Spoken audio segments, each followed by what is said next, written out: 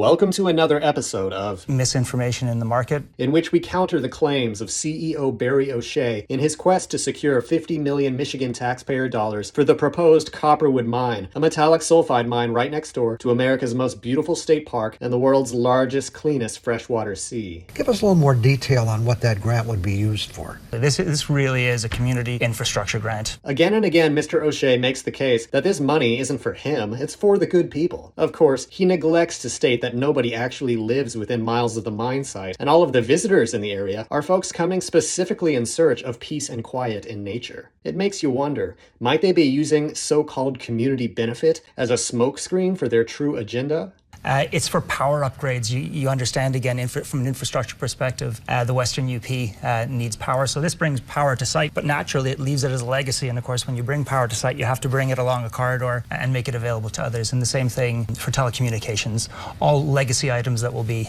there during our operation and certainly left behind. These legacy items of power grid, cell service, and heavy industrial roads would be in the buffer zone of mainland Michigan's largest old-growth forest and designated wilderness area. Though the mine itself would board up shop in just over a decade, all of this infrastructure would persist. Of course, developers who look at any big green spot on a map and call it vacant land will see this as positive. But those of us who recognize that this region has what the rest of the country has lost, a little slice of pristine wilderness, realize that cell service does not make for better hiking and camping, and that a power grid would open the floodgates for ongoing development, more roads, more businesses, maybe even more mines, all of which would forever change the character of this beloved area. So this grant will not be used to develop the mine itself. So there could be some other benefits for the community as well. All these hard-hitting questions completely miss the point. The company would 100% cite this grant as a true endorsement from the state of Michigan. It's a nice vote of confidence from the state of Michigan. Thus triggering an avalanche of fresh funding from investors, potentially resulting in the capital they need to at last start construction on this atrocity. Let's not mince words.